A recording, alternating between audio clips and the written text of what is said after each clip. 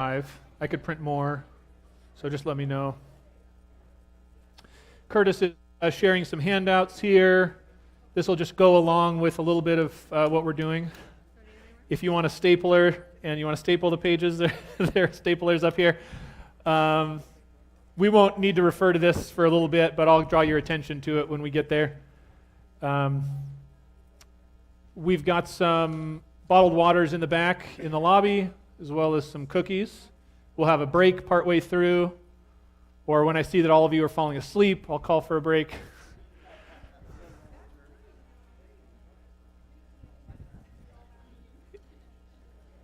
Settle in. We've got sleeping bags for this evening when we get there. No, it won't be that long. I just want to make sure you feel comfortable and have what you need. All right, if we're ready, why don't we go ahead and get started with prayer? Does that sound good?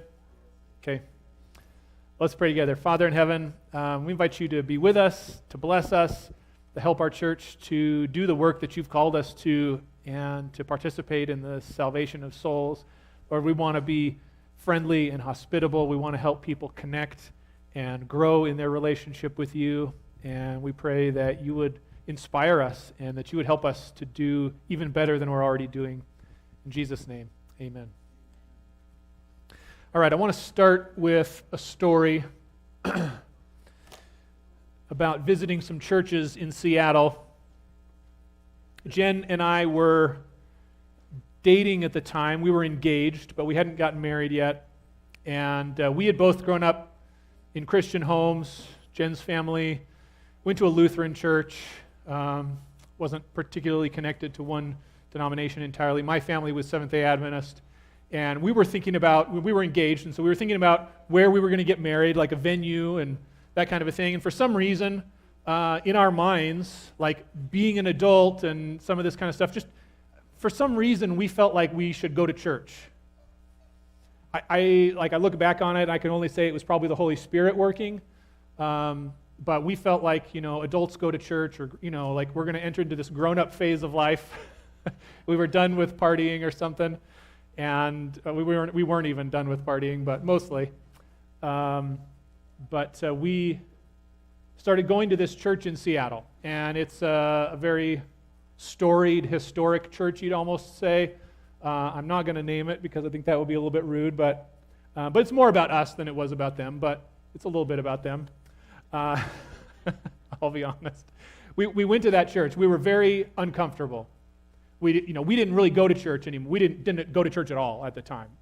And so we went there. I grew up in a Seventh-Day Adventist church, and now I don't go to church anymore. I've been drinking and partying and all that kind of stuff. And I had piercings. I had the piercings at the time. That's another story. But I assumed, or I feared, that everyone there was going to judge me. Like just walking in the door, like I don't go to church, these people do, and there's a reason they do because of their beliefs, and if I don't, it's because I'm wrong, according to them, right? So just by the fact that I don't go to church and they do, already I'm experiencing judgment, right? Condemnation. That was coming from me, it wasn't coming from them. But that's how I felt just even walking into the doors, okay? We took the bus to this part of Seattle, walked over to the church. I intentionally arrived a little bit late because we knew, like we grew up going to church, we knew everybody was going to be, getting ready for Sabbath school, or that transition between Sabbath school and church. We were going to walk in, there's going to be all these people, and somebody might talk to us. Somebody might ask us who we were, or find out that we didn't go to church, or all these issues in our life that weren't right. And we didn't really want that. So we would go a little bit late. As soon as the closing song was done, we were out the door. Okay? Because we didn't really want to talk to people. We felt uncomfortable. And unfortunately, this church made it pretty easy for us to do that. We did that. We went, kind of off and on, maybe, once a month. It's hard to remember now. It's been a long time. But we did that for a few different months. We probably went there 3 or 4 times over those course of months. One time, we encountered a greeter in the lobby just after the service had started, and he welcomed us and said hello and so forth, and we went in, and that was the only conversation we ever had with anybody in that church, going there 4 times probably, we didn't stick, right? Later, we decided to go visit this other church. I don't remember what spawned this idea. It's been a while, but we decided to go to another church in Seattle. We didn't know anything about it, but it was in this other neighborhood. We went down there. Turns out it was like a nearly defunct church. There was like 7 or 8 people in attendance, right? Very small congregation. We stuck out for sure. We couldn't just go in there and not be noticed by anybody and leave like we could at the other church. But also, there weren't really people for us to connect with very much. There was some people that were older, there was maybe 1 or 2 kind of kids that were younger than us, and I don't know, that was about it. There wasn't very many people there. And they had a guest speaker that day. It was a retired pastor, and he saw that we were there. The church invited us to come down for potluck, which we did, even though we felt uncomfortable. We went downstairs to their fellowship hall for potluck. We joined them. We talked to the speaker a little bit, and we talked to a few people. The speaker said, hey, why don't you guys go to the Volunteer Park Church? It's another church in Seattle in the Volunteer Park neighborhood. I don't know why, but for some reason, he seemed to think that will be good for us.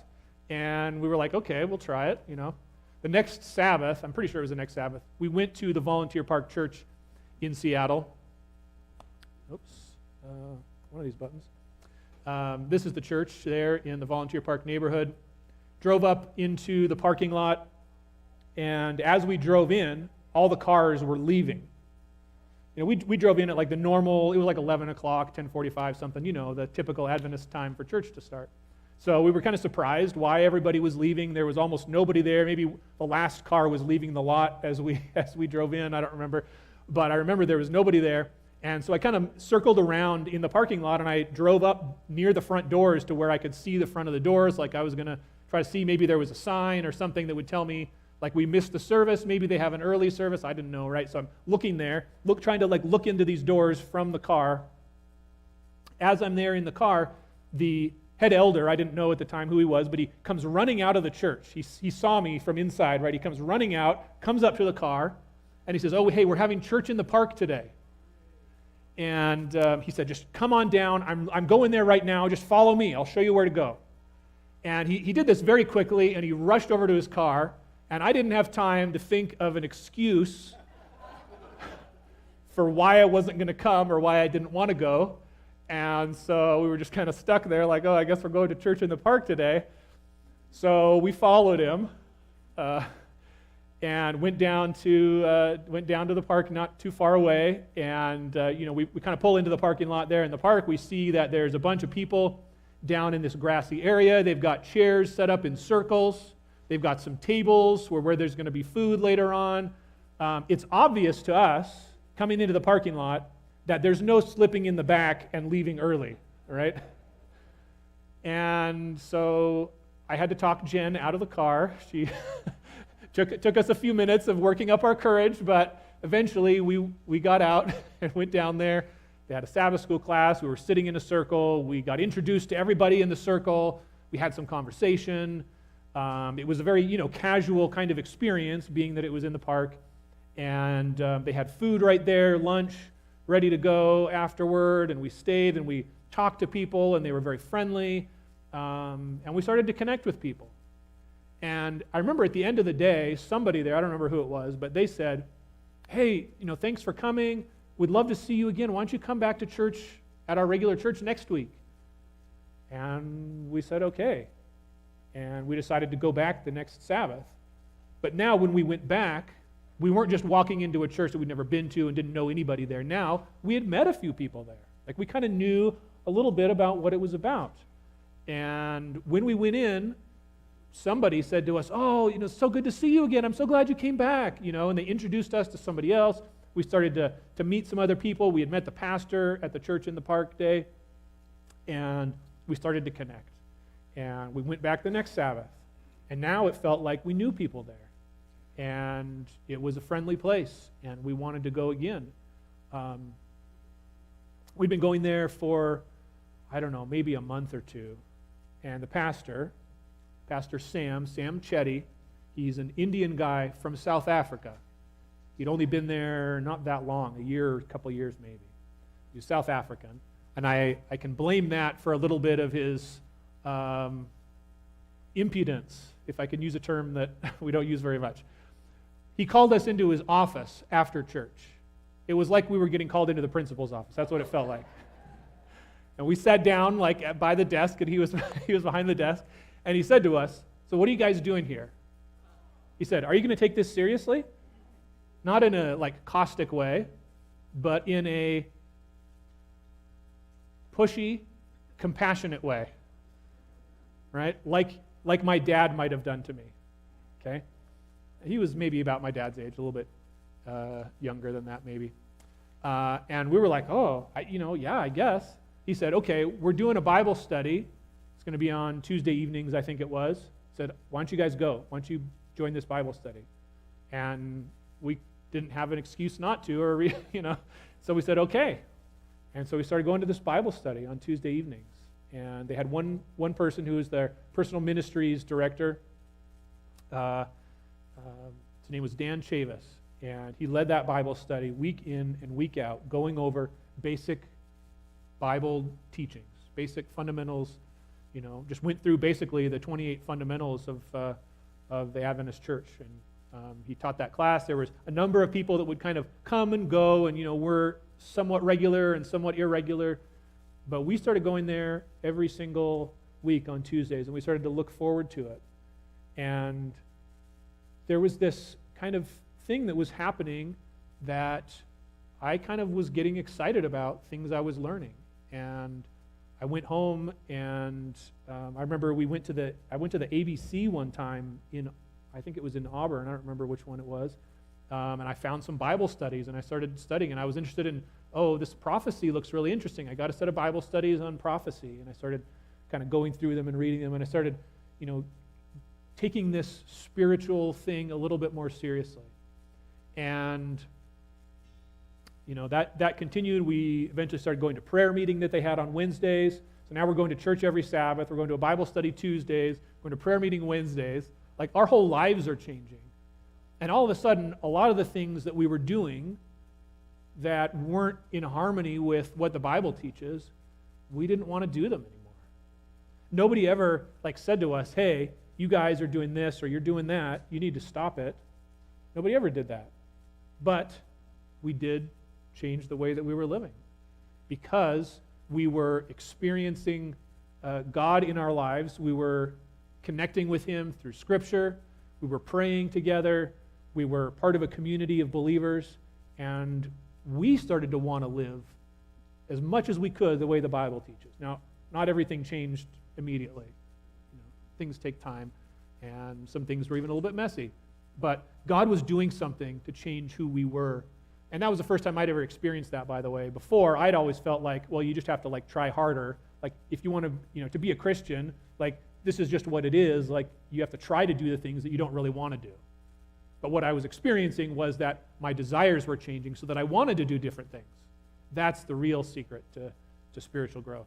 So we visited a number of churches. Why did we stick at the Volunteer Park Church? Why was it that this whole transformation of our lives took place at this church and not at the other two churches that we had visited before, when clearly we were somewhat open to spiritual things? Because we were willing to go to church to begin with.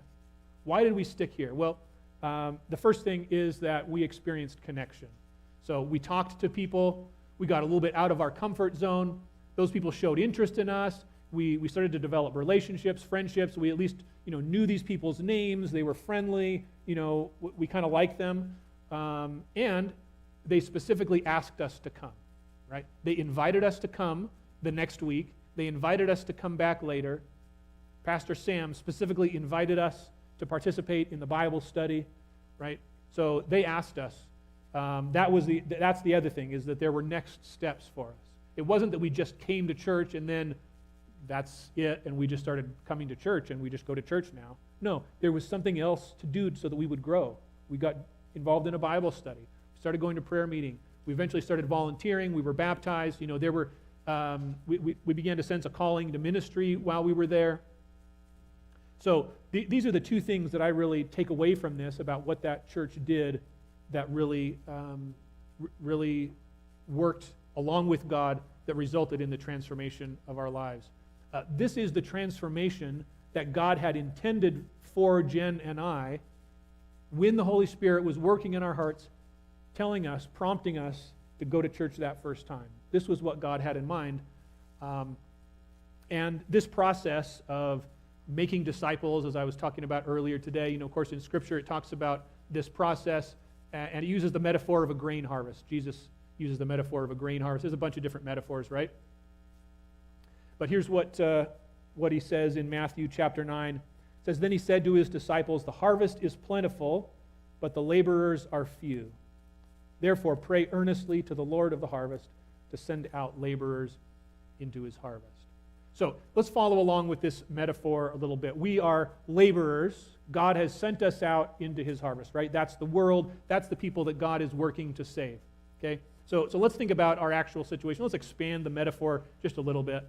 Okay? So if we think about the people who live in Bozeman or, maybe your neighbors, so forth, people in the world generally, if we're thinking about this as a metaphor of a grain harvest, well, some of that grain isn't ripe yet, right? Some people are not yet ready to come into church. They're not open to spiritual things. Maybe they're even openly hostile, right? So some of it's not ready for harvest, okay? Other grain, we might say, is really tough to get to, okay? Maybe these are people that we have no connection with. Maybe they're people that don't live near Bozeman or Belgrade. They don't live in the valley here anywhere. They don't live even in southwest Montana. Maybe I'm talking about people in India who have never heard the name of Jesus, and they live on the opposite side of the world, right? Like that's a lot of work for us to take on the responsibility of going to that person and helping them to become a disciple, right? But what if we don't even try to harvest the grain that's right next to us? Okay? That's what I want you to think about a little bit. That's what the people who come into our church are. They are grain that is like right there at our feet. We're harvesters. We've got a sickle in our hand, right? Whatever you use to harvest grain in the ancient world, right? And it's like if we don't even harvest that grain, then why would we think about crossing a mountain range and going to some other field and planting a new crop and waiting for that harvest to be ready, right?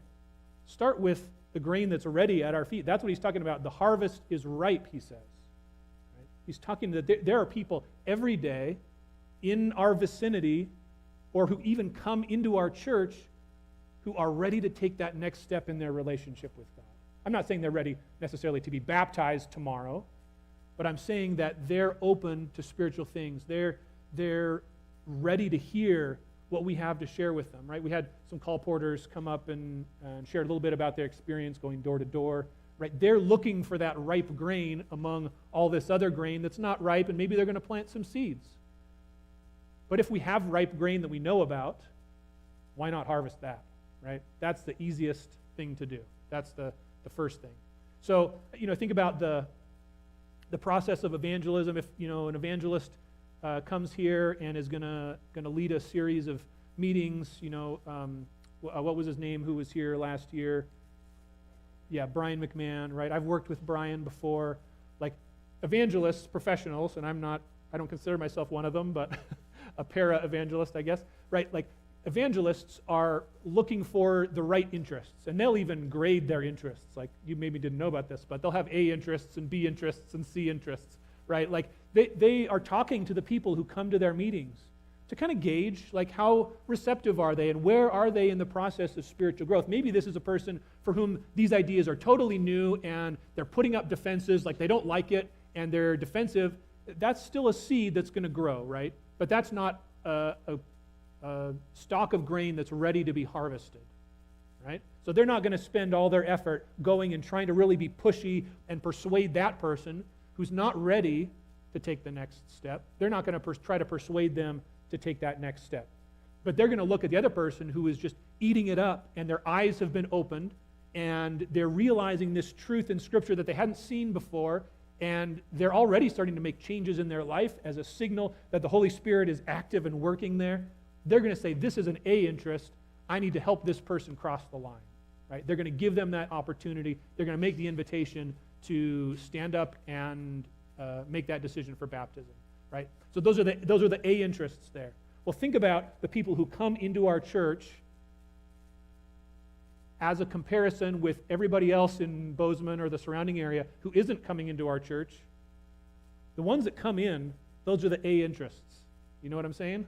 Like, they're the ones who have crossed over that threshold of getting over that awkwardness or the uncomfortable feeling of going into a place where they don't know anybody, they don't know what they're going to find, could turn out to be this crazy cult, right? Like, could turn out to be a bunch of mean, judgmental jerks who are going to reject them. That's a very sensitive thing for somebody to do, to come into a church for the first time. And so knowing that they've taken that step, how are we going to respond? That's what we're talking about here this afternoon. But God is working in the lives of people, all around us, and every day there is somebody else who becomes open to the Holy Spirit. Who, as we've seen, as I've seen over the past year, there are people that come into our church every single Sabbath. And I'm not sure that every single one of those people is, newly open to the Holy Spirit's work, but let's look for the ones that are and try to help them to connect, okay?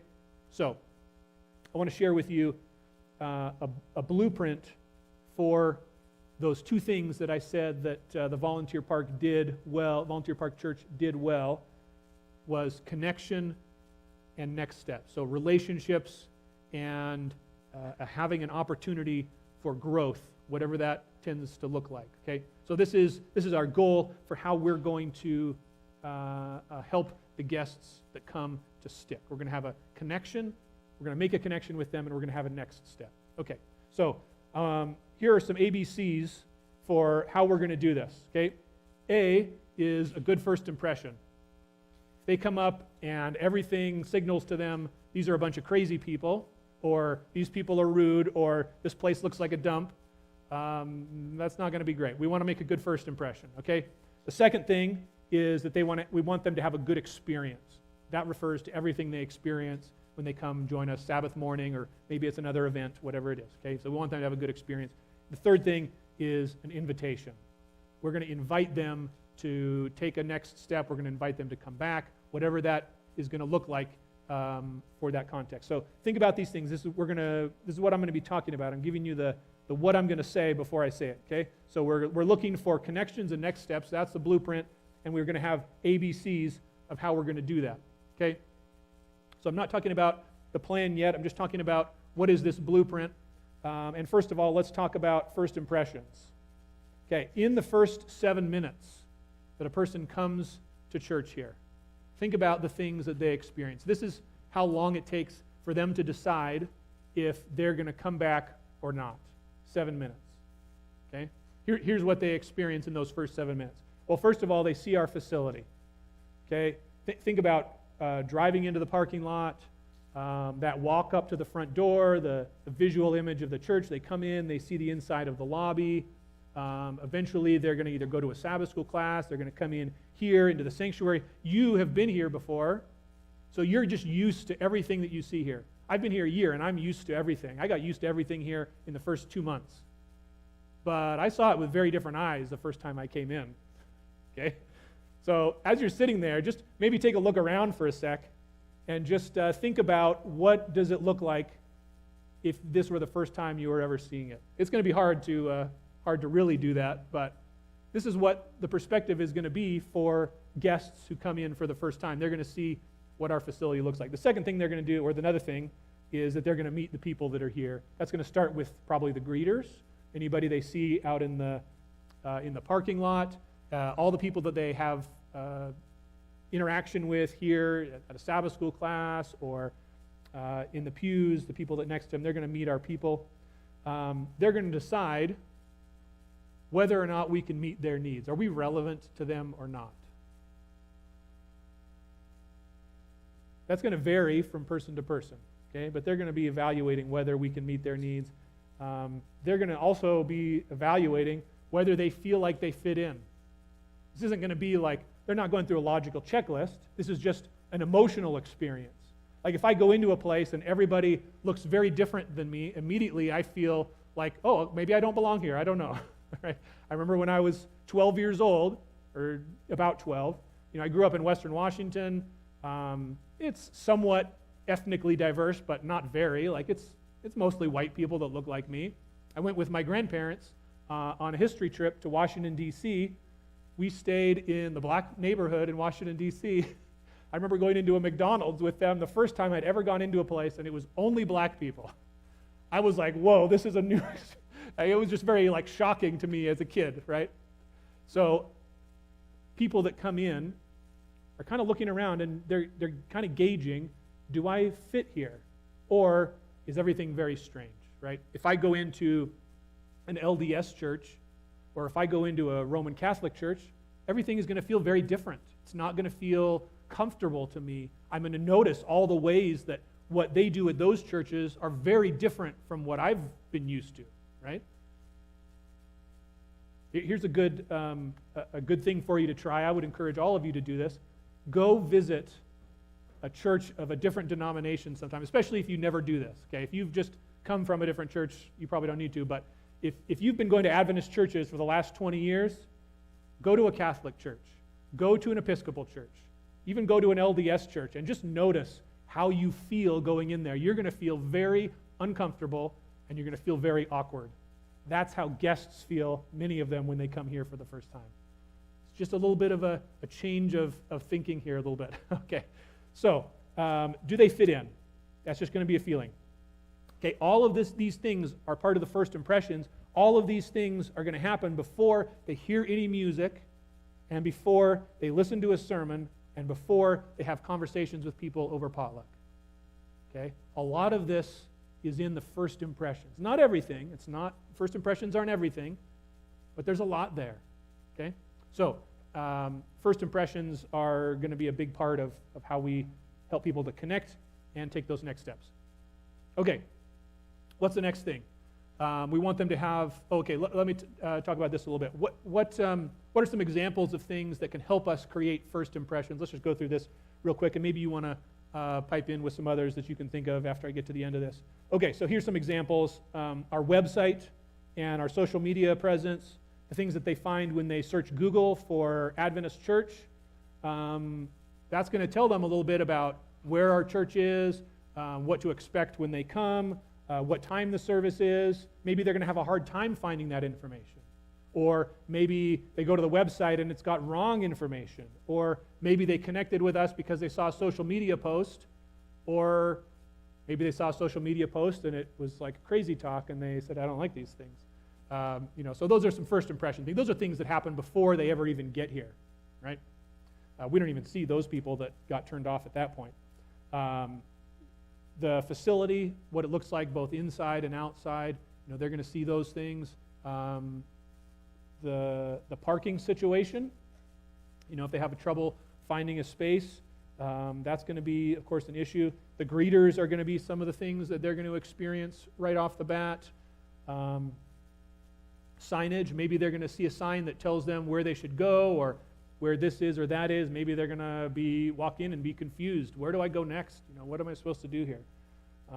So what are some other things that you could think of that are going to be part of creating a first impression? Anything else come to your mind?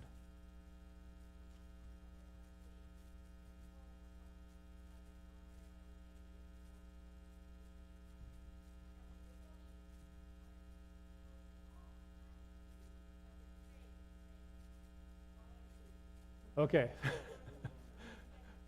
So sometimes there can be like a disagreement between what we say, like, I'm so happy to see you, versus how we act, which is maybe we ignore them, or our facial expression is a little bit of distaste or something. Right, okay.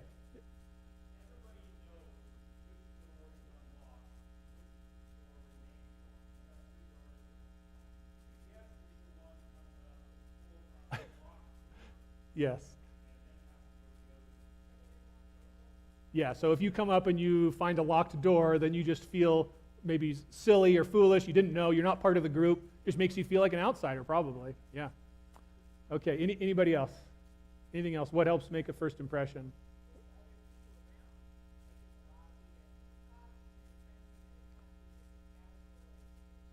Okay, so just the attitudes of everyone that's milling about and the whole atmosphere. Yeah.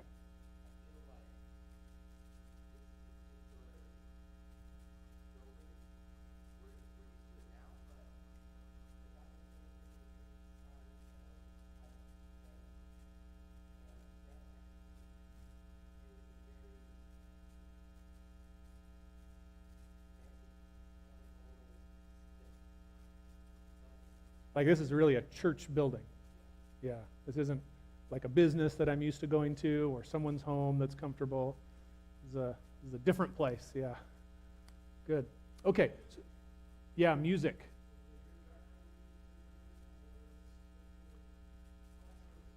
Okay, yeah, so background music, what is song service like? You know, is it just dead noise, people sitting there? Yeah, good. All right, go ahead.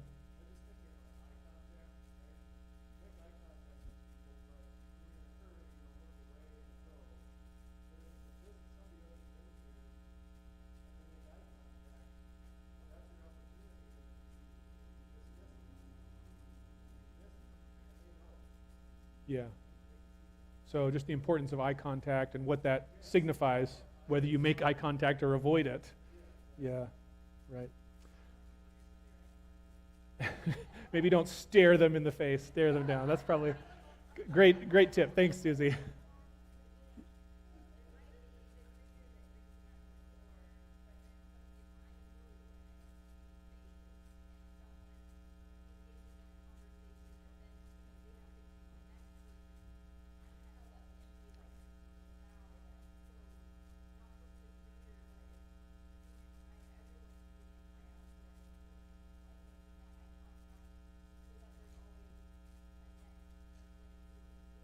Sure. So the greeter's opportunity to welcome them and spend time with them is limited. And so if there's nobody else after the greeter, then they're maybe just left in the lurch like, now what, right? Yeah.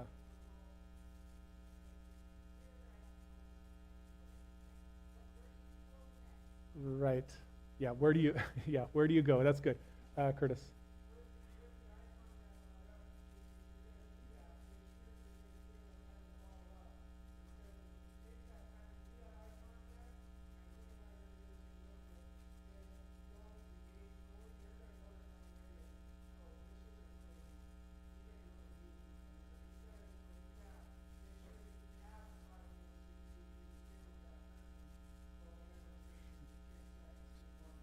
So there's an opportunity to show sincerity rather than just superficial, I made eye contact with you, but that's all I'm going to do. Don't expect any more. Yeah. Okay. I think I saw a raised hand. No. Okay.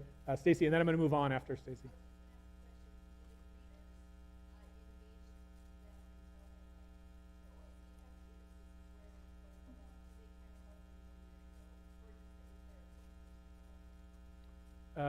Yes. We'll come back to that.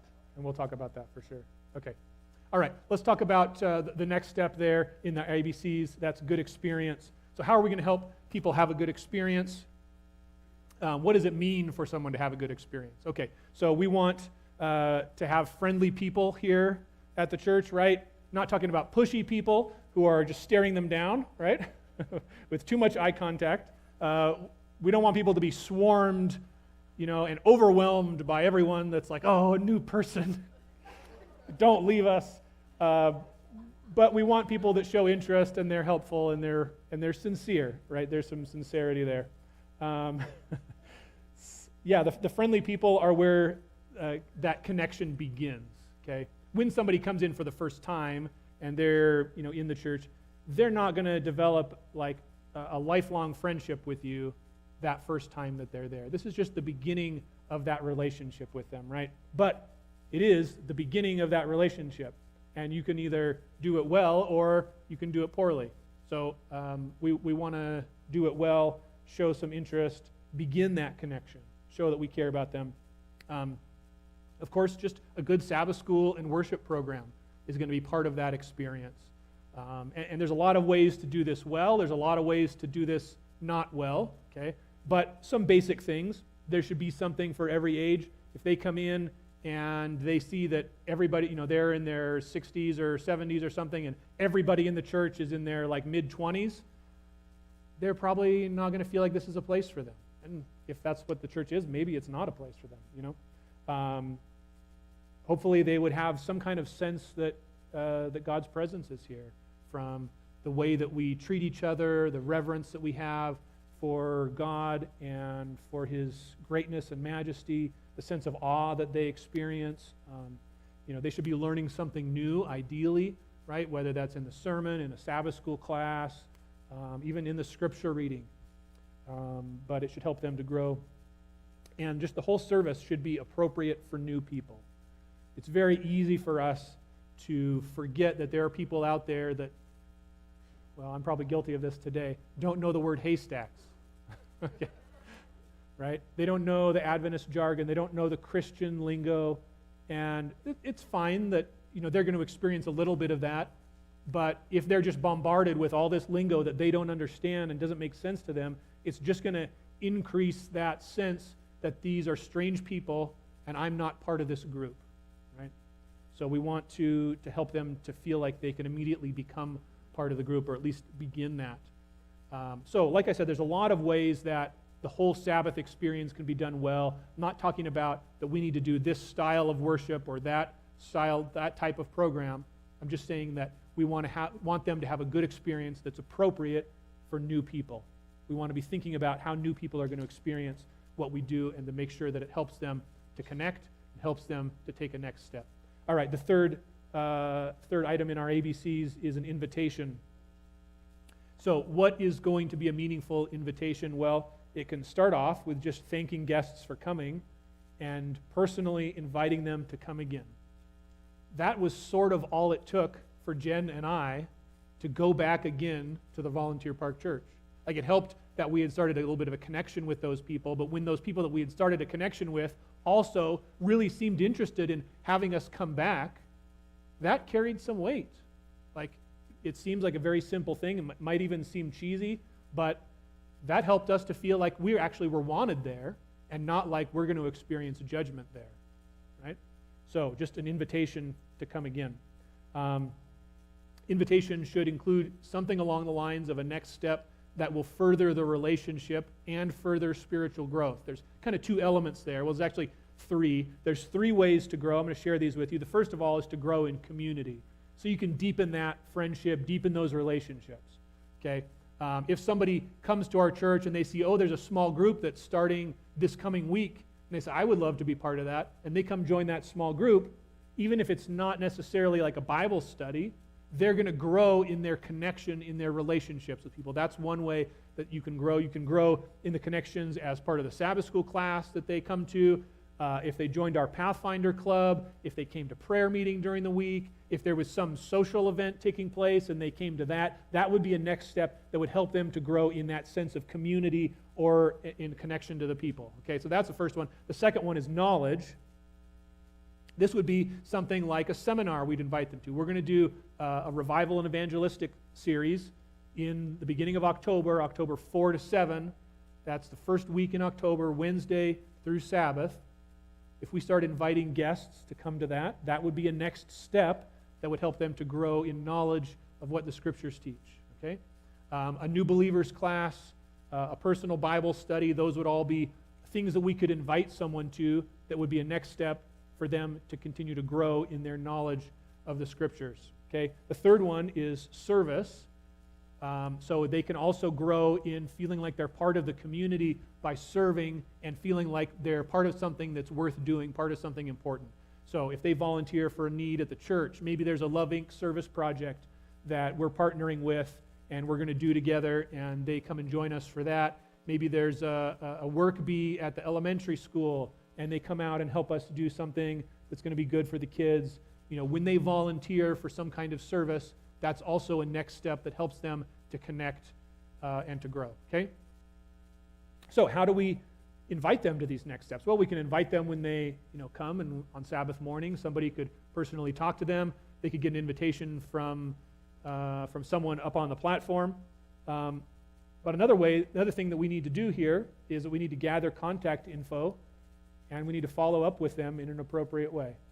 So if they come to anything that we do here, there should be some opportunity that we can get their contact info so that we can connect with them again. Okay? I'm not going to be pushy about it. You saw the invitation that I made this morning at the beginning of church. Just an invitation, just telling them, hey, I'd love to follow up with you this week and tell you that I was glad that you came. Could be as simple as that. Maybe there can be more to it. We'll talk about that a little bit more a little bit farther on. But these are the things that we're going to do to help guests to stick. First of all, we want to establish a connection with them, the beginning of that relationship, and we want there to be a next step. Okay? And we're going to do that through these ABCs. A is good first impressions, B is good experience, and C is an invitation. All right? And then there's 3 things that we can invite them to community, to knowledge, to service, some kind of spiritual growth or a growth of the relationship. All right. Are we ready for a break? Should we take a 5-minute break? It's been 45 minutes. How about just a quick break and we'll come back, and then I'm going to tell you about what we're going to do to get better at these ABCs. Sound good? All right.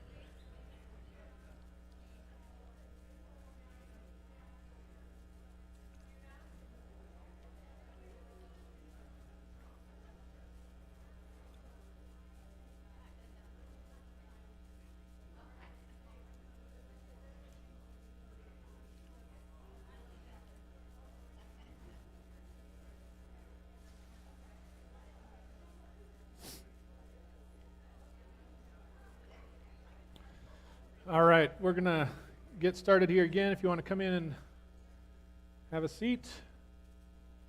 All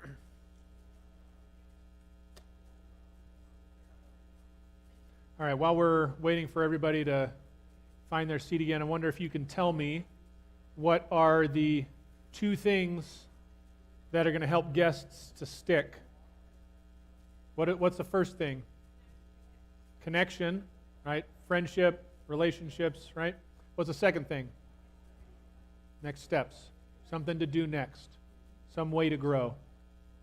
And then what, maybe you can tell me, let me just pick on somebody that's coming in late. No, I'm just kidding. Can you tell me what are the ABCs for establishing those next steps? Yeah. Should have been prepared. All my whole family is teachers, so there's got to be a quiz. Okay, good first impressions. Yep. What's the next one? Good experience. And what's the third one? Invitation. All right.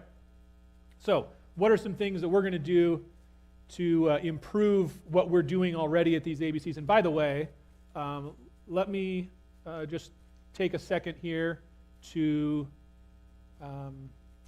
encourage you. This is one of the friendliest and most welcoming churches that I know of. Okay? We do an excellent job at that. I'm just so proud of the way that all of you behave toward guests and how you welcome people. I immediately felt welcome when I first came here. I mean, you would think that as the new pastor coming in that would be assumed, but I wouldn't take it for granted. So I think we do a great job at that already. What I'm talking about here has nothing to do in any way with any kind of criticism, but only how can we take it to the next level? How can we do an even better job? Because I think that's what you want to do, is you want to do a better job and take it to the next level. So what are we going to do to get better at these ABCs? Here's our plan to address these things. Okay, first impressions. We've already got a building committee that's working on a renovation plan. That's really still in the early stages, but the church board has set up this building committee. They've already come up with a list of a bunch of things that, hey, this would be good to do and that thing. And so the church board has said, well, why don't you come back to us? We love all the ideas, but why don't you come back to us with like a specific list of these are the things that make sense to do all at the same time. And we'll start with one phase, and then once we know what we're going to do, then we'll start communicating with the church and doing some fundraising and that kind of a thing. A lot of it, some of it anyway. I won't say everything because it's not been decided yet, but we've talked about improving the lobby and renovating that, making it look modern and nice, maybe enclosing the entryway to make that really attractive and appealing. And there's a bunch of things, stuff on the platform. We've got a lot of wood paneling that's, hasn't been in style since the 70s. So, there's a lot of stuff we can do. There's more to do than we could ever do, but we can start working on something, right? So that's already in the works. We're already going to be working on that. We've talked about a new sign out front. That would be nice as well. There's a bunch of stuff. Okay, so that's one thing. The nominating committee, as you maybe have seen on your nominating committee report, has added a hospitality director. So we're adding one person, and that's Melissa, who is just their job, Melissa's got so many jobs. But, we're just trying to put somebody in the place of thinking about how are we doing with our hospitality? What could we do to improve this? Just kind of keeping an eye on it so that there's somebody that's a role that they've taken on and agreed that they're going to be looking at. I'm always thinking about that stuff too, and we've got a good team of people that's looking at this as well, but just to consider other ways that we can grow on these first impressions. Okay, parking. This is the part where I suggest to you, here's something that you can do to help, okay? When you come to church, you all come to church here, you're part of this community. When you come here, let me suggest, unless you need to park close, park across the street or at the high school, okay? Leave the parking spots in the lot for the guests. Because when you come for Sabbath school probably, or maybe you do, and there's plenty of spots when you come. But by the time church starts, there may be none. Like there's been many Sabbaths when I've come driving in from Mount Ellis Academy when I was preaching there first, and there was nowhere for me to park in the lot, and so I had to park across the street, and then I had to walk all the way here. Hopefully I wasn't late to preach.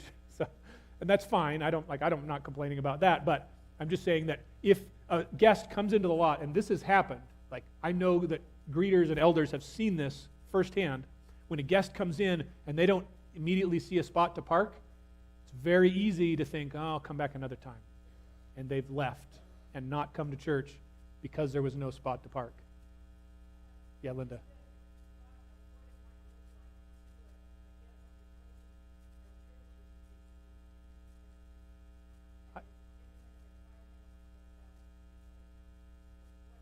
Yeah. If we have an empty lot at some point, then we'll say, okay, that was enough. Well, it does. Right, then they'll think, I'm just early, nobody's here yet. But if it gets to church time and there's nobody in the lot, then we've gone a little too far. I'm not worried about that yet. I'm more worried about the lot being too full right now. So this doesn't like all of us that are here doesn't represent all the people that come here. I don't think I need to worry yet about the lot being empty. But if that happens, you and I will address it together. Okay. I'll have you come up and you can tell people, don't everybody park over there. All right. Yeah, but we would have guests. I mean, we would have greeters, there would be other visible indicators that this is a welcoming place. But we want there to be more than just one spot left for them. If there's just one spot, then it feels like, oh, this place is pretty crowded. It's kind of tough. Yeah, Corey? I don't know about the complex over there, but the high school is public space. It's not being used, for anything else. Typically on a Sabbath morning, there is an occasional event, swim meet or something like that. But on a typical Sabbath, as far as we've been able to suss out, there's no problem with that. Maybe if there were 30 or 40 cars there every single Sabbath, we'd need to have a conversation, with the principal and make sure we were good.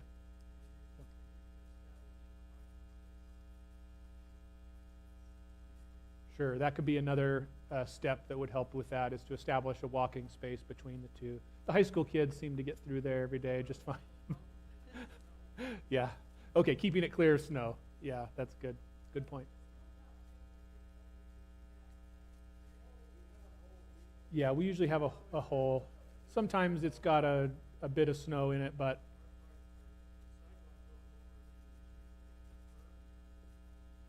there can be. If you need to park here, if it's better for you to not have to deal with anything else, just park here, no problem. Like that's not an issue.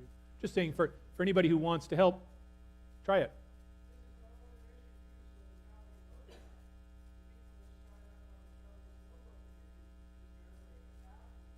Right. Yep, we'll take care of it.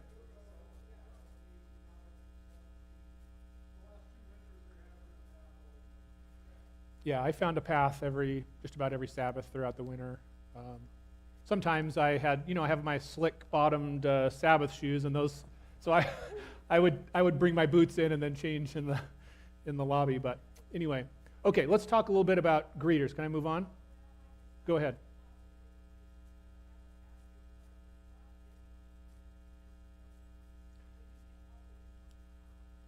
Yeah. That may have been helpful when I was preaching in both churches. Since I'm not doing that now, I would actually prefer not to have a designated pastor's spot. I would rather have a designated guest spot, because I can park somewhere else. I can walk. I don't need special treatment, but I want the guests to feel special. Yeah. Yeah. Yeah. Yeah, we could. Yeah, and I've thought about having a designated guest parking. The trouble with that is that when you're a guest, you usually don't want to stick out as a guest. And so if you go park there, then it's like you're just telling everyone, oh, I'm new here. Yes, drawing attention, Anyway, all right, let's talk a little bit about greeting and how we can do better as greeters. Let me say here, by the way, that greeting is not my area of strength. I'm not a naturally outgoing person. I struggle a little bit with small talk and with that first conversation. And so I'm not like horrible at it, but it doesn't come naturally to me. Many of you are better at it than I am.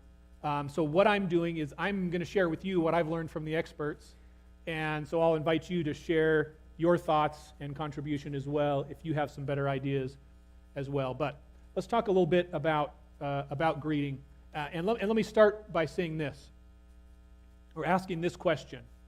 When you go to a restaurant, what do you expect to be done for you when you go into the restaurant? Okay, you expect that there's going to be somebody at the host table to greet you, right? You're not going to walk in and it's going to be empty and they're going to ignore you, right? You expect that. You expect that somebody's going to seat you, hopefully fairly quickly. But if it's crowded, you expect that, I might have to wait a few minutes, right? You probably expect to be brought water at the table. You expect that the table is going to be clean and there's going to be, fresh silverware and whatever else on there. You expect that a server is going to come to the table and take your order in a reasonable amount of time, right? Those are the expectations just right at the beginning.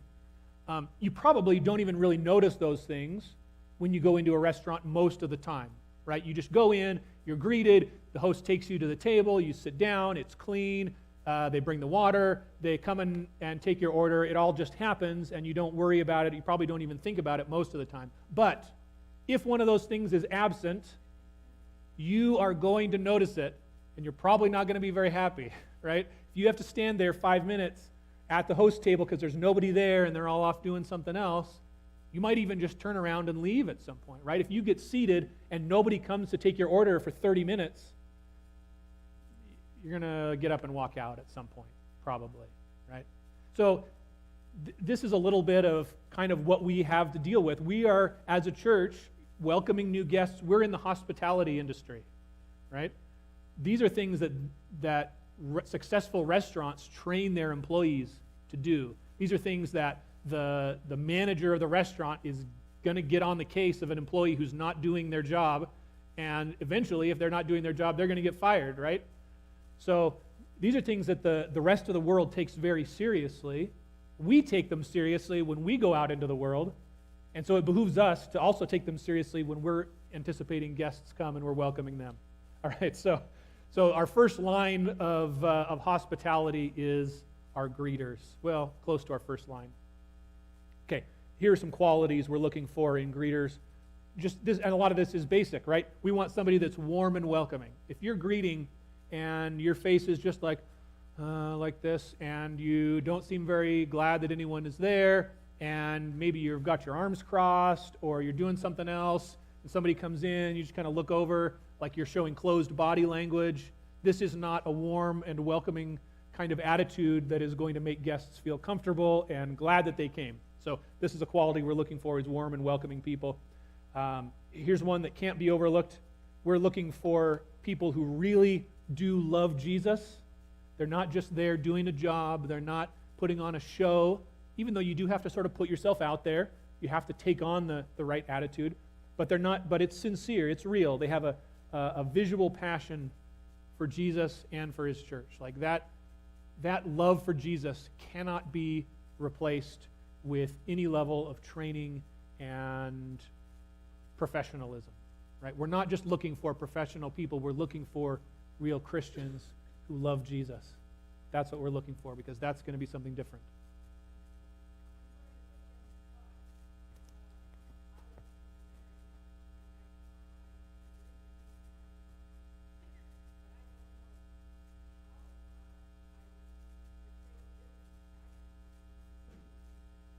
Well,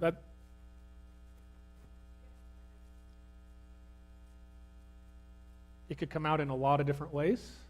I'm just looking for having that passion, and that passion will come out in whatever way suits who you are. Yeah. There's not one right or wrong way, I wouldn't say. Just be passionate about Jesus. Not putting on a show, but you just really care about him. That can be a very subtle way. I guess that says a visible passion. I don't know. You could interpret that a little too far maybe, but just sure, that's fine. The main thing I would say there is somebody who really loves Jesus. Yeah, that's what we're looking for, right? We want greeters who make visitors feel comfortable. They're not being pushy. They're not asking inappropriate questions or any of those things that make people feel uncomfortable. We want someone that makes them feel comfortable.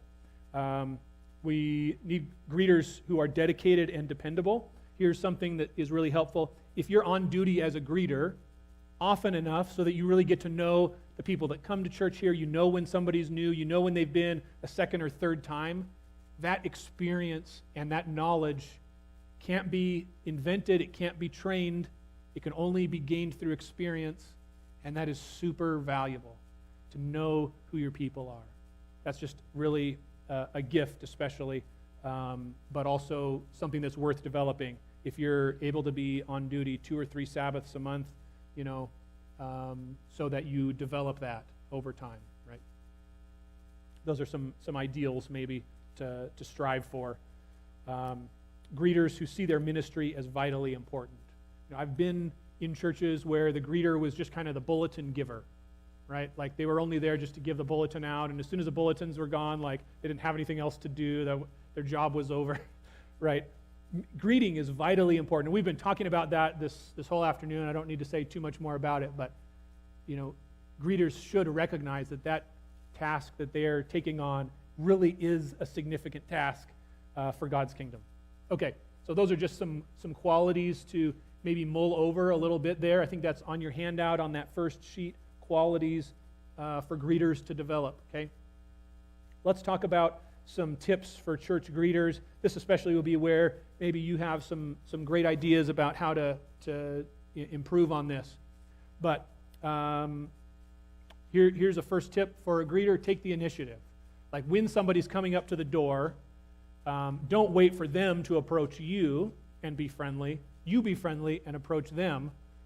That could be outside the door. It could be right inside the lobby. There's no specific rule about that, but just take the initiative to go and welcome them. I think we do a great job at this already. These are basic things, right? Here's another basic thing: smile.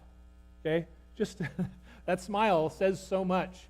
And sometimes some of us have a little bit of a sour face, right? Like I'm not immune from that myself, probably. But this is the time to put the smile on. It just communicates so much of openness and connection to people. Pretty straightforward, pretty simple. How about a firm handshake? That's always nice, rather than the limp hand, or you don't necessarily have to shake a hand, but when you do, a firm handshake is nice. And sometimes you may even want to put your other hand on the person's shoulder. Whatever it is that works and is comfortable for you and is appropriate. Depending on the relationship you may have with that other person, if they're the same sex as you or not, or if they're considerably older or younger or whatever. But just, show that you really care about people, and a little bit of physical contact, appropriate physical contact, can really be valuable there, okay? So a good handshake, whatever. Okay, here's a couple don'ts. Don't ask people, is this your first time here? Don't ask them, are you a visitor? Don't ask them, where are you visiting from? That was the question that I really dreaded when I went to the church in Seattle, that somebody would ask me, oh, where are you visiting from? They're assuming that I'm already an Adventist, that I regularly go to church, and that I'm just out of town visiting from somewhere else. The reality was that I lived in that same city, and I didn't go to church. So now I'm going to have to explain to them, oh, I'm from down the street. Like, I'm from the Northgate neighborhood, right? Like, that's what I'm going to have to explain, and therefore I'm going to have to point out how I'm not part of this group. We're going to emphasize now in this first interaction how I don't belong, right? And how I'm probably not living my life the right way. Like, I don't believe everything that you do. I don't practice what you do. That's exactly what I don't want to do, right? I don't want to have emphasis on how I'm separate and different from you. These are the questions that are going to bring that up inadvertently, right? But here's just a few tips. Yeah, Claire.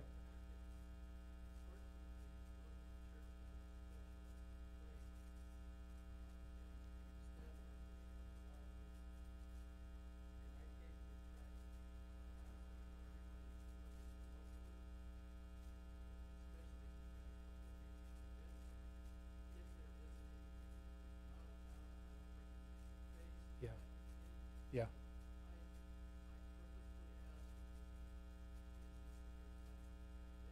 Mm-hmm.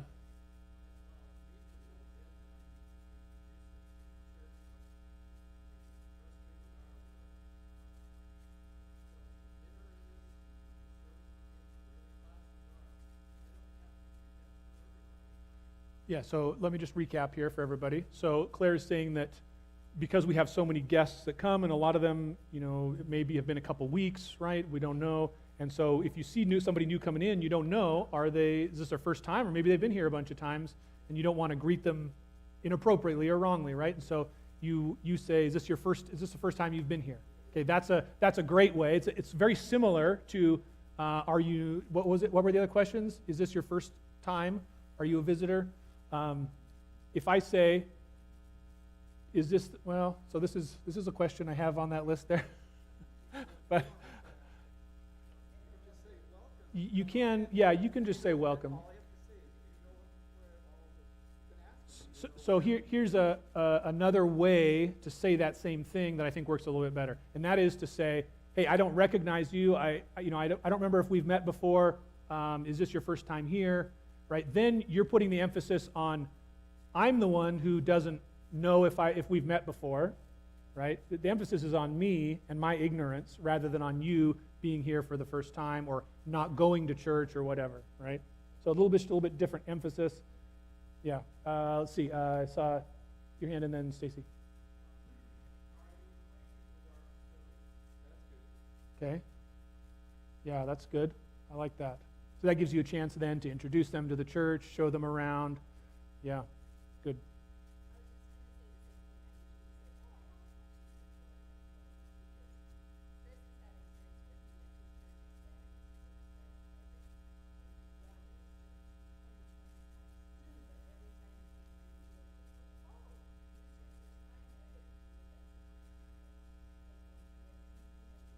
Yeah, that's the other problem, right, with that question, is that if they have been there 5 times and you say, oh, is this your first time, then you're bringing up the fact that even though they've been here, you weren't paying attention.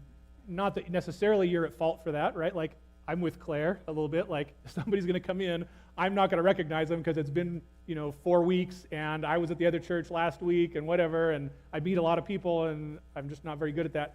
And, yeah, that's going to be offensive.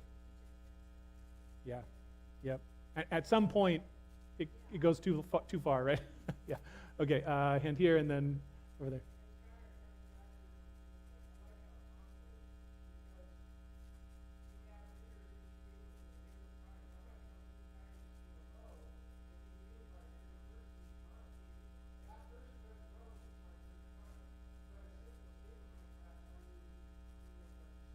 Sure.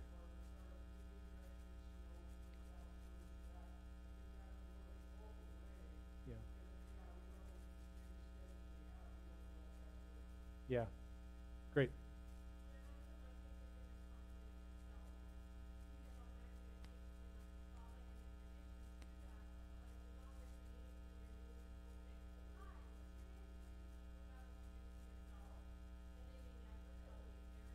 Mm.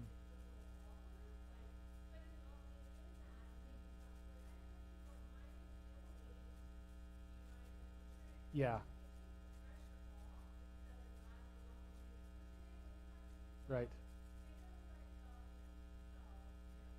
So that's a good point. Just to, when you're asking them for their name, don't neglect telling them your own name first. Yeah. Okay, good. Liam and then.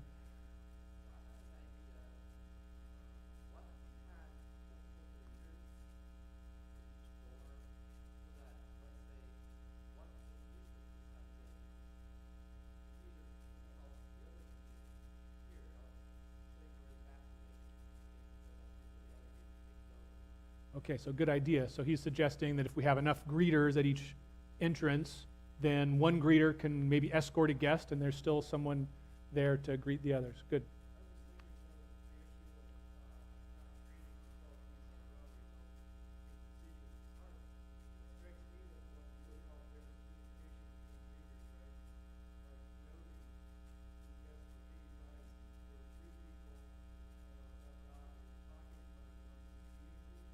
Okay, so if we continue with the issue of maybe the greeters are only on every fourth week or however often, right?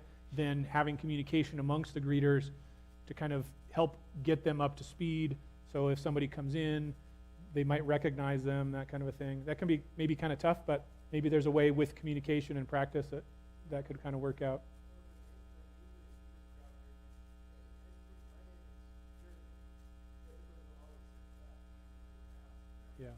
Yeah, good.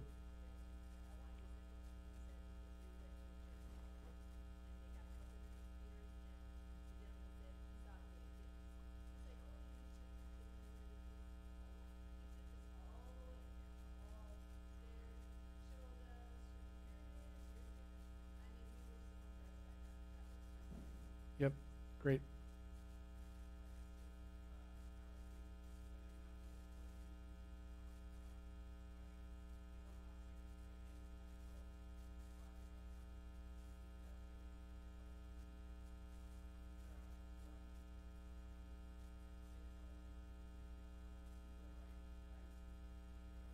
Yeah, very good.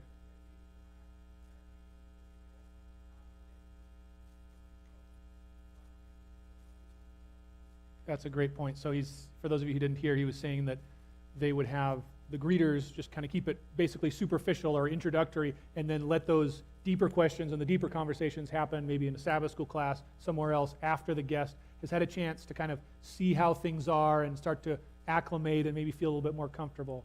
So, okay, I'm going to move on. I've got a couple more here. We'll keep going. Here we go. Here's an idea. Maybe it's not the time for jokes at the door. You know, sometimes you want to lighten the mood. Maybe you feel a little bit of that social tension and you feel like a little quip or a joke is appropriate. This is not the right time. Maybe with some exceptions, and if you're skilled, you know, I'm not going to say absolutely no jokes, but when you first meet people, that's not the right time for the jokes. That's especially true, you know, with somebody that you don't know, okay? And as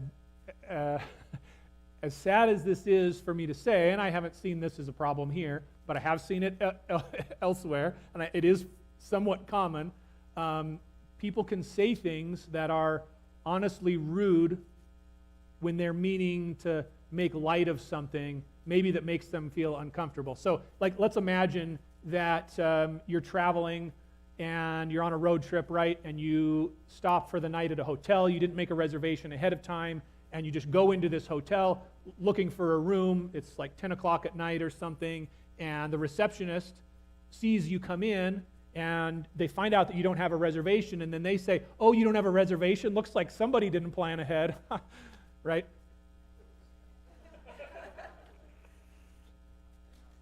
Not appropriate, not helpful for the goal of making that person feel comfortable. That's the greeter's job, right? Maybe they meant it to be lighthearted, whatever.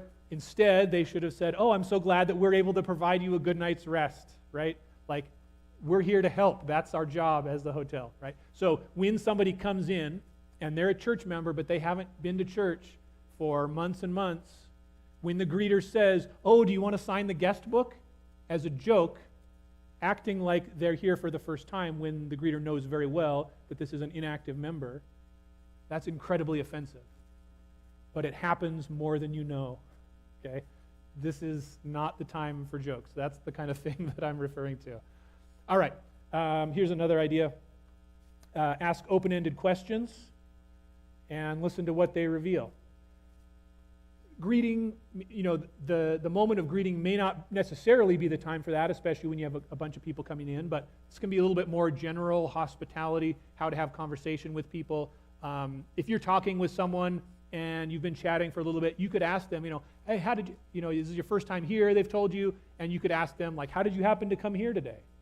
Like, then they can decide how much they want to tell you. "Oh, I'm in town for a conference, and I just, you know, I found the church on Google," right? Or they could say, "You know, I was just at home, and somebody came by my door last week, and they had this book, and I saw your name in the back, and I'd read a little bit of it, and I was interested, so I don't know, I just decided to come," right? They can tell you a lot, or they can just say, "Oh, I just felt like it," right? that lets you, that gives them the opportunity to decide how much they want to reveal without you having to ask pointed questions, digging into what they're not necessarily comfortable to share about yet.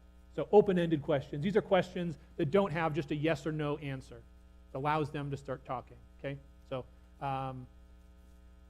here's another tip. Give them a bulletin, okay? Should seem self-explanatory, but hey, give them a bulletin. Don't not give them a bulletin. Here's what I think Liam mentioned or somebody else did. Give guests a mini tour. Give them an escort. If they come in and it's time for Sabbath school, you see they've got kids, say, oh, hey, let me take you down to our classrooms for the kids. And don't just tell them to go down there, and then they have to remember down the stairs, turn to the left, third door on the left, or at the end, they're not going to remember that. They're going to be wandering about. You take them down there. While you're going down, you can say, hey, how is your day going? You can have a little bit of conversation, a little bit of connection, or you can just take them down there. That makes them feel cared for, right? Makes them feel like you went above and beyond. To do that, maybe we need to have enough greeters that somebody could do that and there would still be enough people to cover. So that may be something we want to think about. So those are just some basic tips. Yeah, go ahead.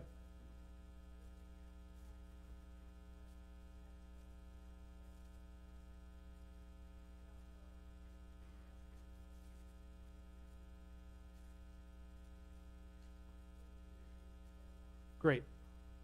Yeah, so not just taking them there, but also showing them where the restroom is, where the other things are. If they come in, this is something that I like that I've seen in black churches in the U.S. do, is they have ushers that will take you to a seat. Okay?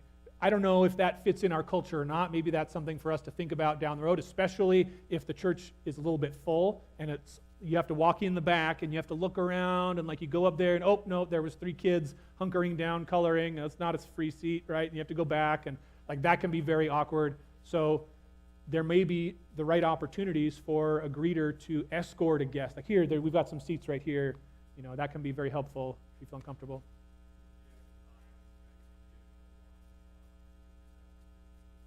Yep, a handoff to the next person they're going to be interacting with. I'm going to come back to that in a little bit. Yeah, Tom.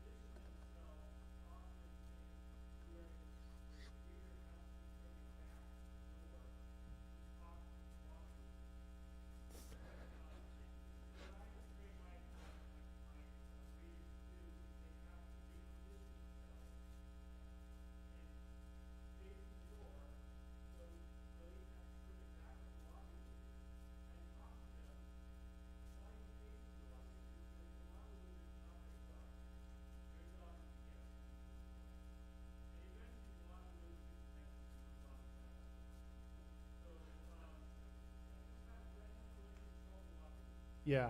So making sure that our greeters know what their job is and they're doing that job and not entertaining somebody else who decided not to go to Sabbath school that day or whatever. That's a good point. The greeter maybe at that point could stand outside with their back to the door so that the only thing in front of them, is where the guests are going to come. But yeah, that's good. Good point. Okay, and that's just a general tip for all of us. Don't monopolize the greeter's time. Let the greeter take care of the guests. That's what they've signed up to do. So let's let them do that. Yeah, Claire.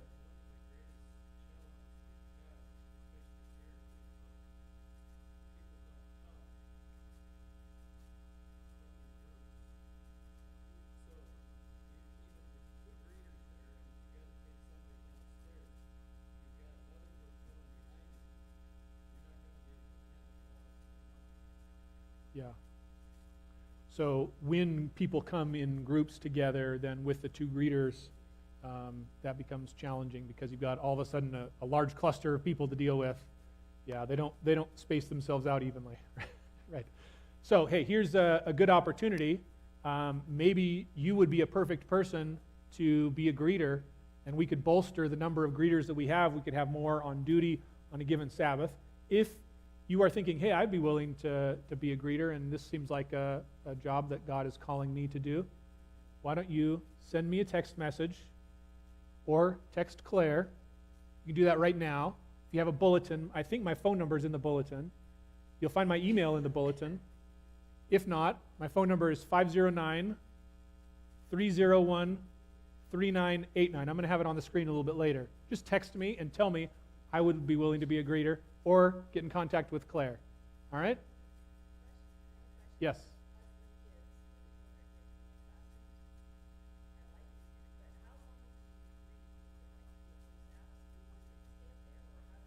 Well, you can work that out with Claire, and maybe if we had enough greeters, maybe there would be some that wouldn't need to be there the whole time, or I don't know.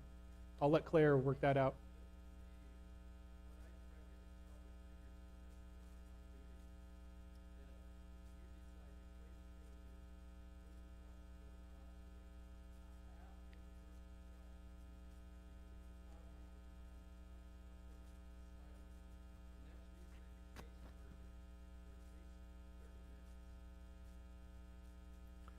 All right, I'm ready to move on. Okay, Jeremy, and then we're going to move on.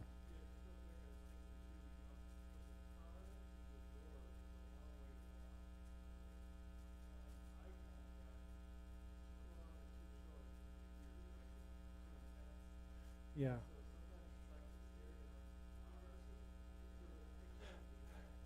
Okay, good. Yeah, there's just a little bit of a warning. Like if you're a guest and you've parked your car and you're walking up to the front and there's a greeter standing out there grinning, excitedly at you, and you feel a little bit like, oh, okay, maybe a little too eager. that could be a problem, yeah. Okay, last one. Yeah.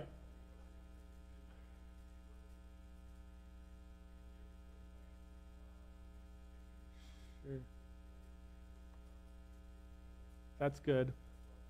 Yeah, develop that intuition and subtle communication between your greeting partners or whatever, right? If you get to the point where you're able to, tell this person, hey, I need to take this one, whatever, that can definitely be helpful. Sure.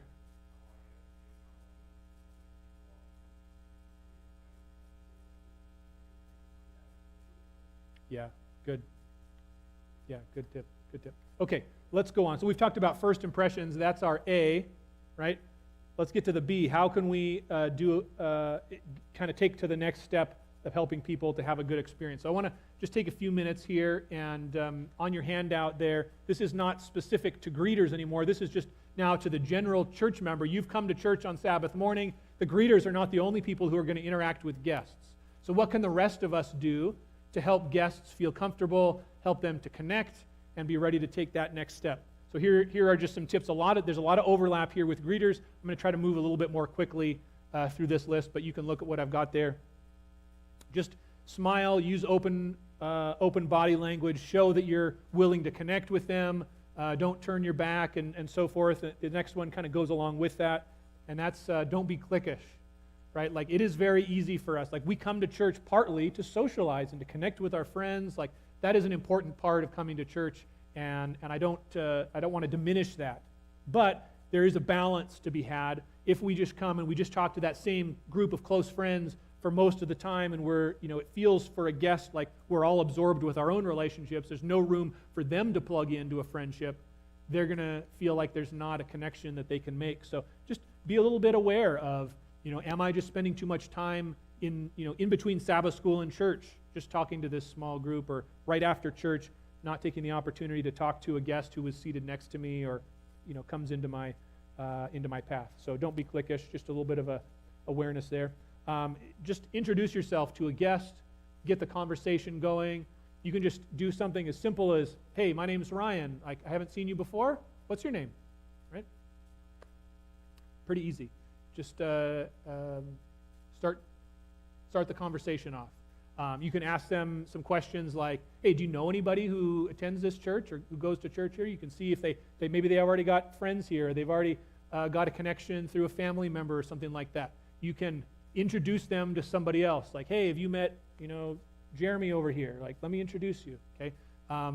You could say, let me introduce you to our pastor. I would love to meet the guests who come, Sometimes it's hard for me to like find an opportunity to get into that conversation with them when I'm also out of a conversation. If you come up to me with a guest and say, hey, Pastor Ryan, I want you to meet so-and-so, I would love that. I would love it if you would bring a guest over and introduce him. And you know, for better or worse, the pastor is often seen as like a figurehead of the church as a whole, and if a guest doesn't connect with the pastor, they're going to feel a little bit like they don't connect with the church. Okay, so making that connection with me, whether that's right or wrong, it is important, and I'm interested in making that connection with them. Like I've told you already, that's not my specialty. Like going out of my way, and I do this every Sabbath, I go out of my way to connect with people, but it's not what I'm naturally good at. If you can help me out by bringing somebody over and saying, hey, you know, have you met our pastor? I want to introduce you. That would be great. I think that would be terrific. Okay, express some affirmation and appreciation. When you just say, hey, I'm so glad you decided to come to church here today, you're affirming their decision to come. You're telling them, hey, you made the right decision this morning when you got out of bed, and even though you felt uncomfortable, you decided to go here. Just affirm, you know, something about them. You can say, thanks for coming. You can say, we love when people come for the first time. Like, make them feel like, as a first-time guest, they're special. They're not an outsider. That's kind of the bridge that we want to make there. They start as an outsider. We want to make them feel like they're part of the group. Right? So what can we do to do that? It takes time to really become part of the group, but how can we help make that easy and make them feel like the first steps have already been taken, like it's now inevitable that these are going to be my people, right? So we want to minimize them feeling like an outsider, maximize them feeling like part of the group. You can find something appropriate about them to compliment. I generally avoid complimenting anything about someone's appearance. I just feel like, especially as a man, that is a minefield, okay? So if I haven't complimented you on your new haircut or the favorite shoes that you have, please don't take that personally. I just, as a rule, do not compliment people's appearance. But especially for women, like, that can be great. If you know how to do it well and you know how to avoid the pitfalls, great. You know, compliment something about them. It could, maybe a better way to compliment them would be something about their demeanor, like, oh, you look like such a friendly person. Or you could say, oh, your kids are so nice, like, what wonderful kids you have, if they have kids, right? So if you find something about them that you can compliment, that's great. Just if you're not sure, or if it's not genuine, just skip it. There's other things to do, okay? So don't push that one. How about asking open-ended, non-threatening questions? That's always great. Hey, what brought you here today? You can ask them about their line of work, especially for men. That tends to be important. But the trouble is with that kind of a question, if they happen to be out of work, that can be a source of shame for men. So I typically will look for an indication or some prior knowledge that they have some career or some employment or whatever, just to avoid bringing up something that's a sore subject or that makes them feel a bit of shame or pain if they have to tell me, oh, I'm in between jobs or whatever. It's not a big deal. I'm not going to judge them about it, but they may feel insecure about that, okay? But you could ask them something like, oh, where are you going to school, or what are you studying, if you know that they're like an MSU student or something like that. You just ask them questions that give them a chance to tell you about themselves, right? You're probably better even at coming up with questions than I am, but open-ended questions that get that conversation going rather than shut the conversation down, okay?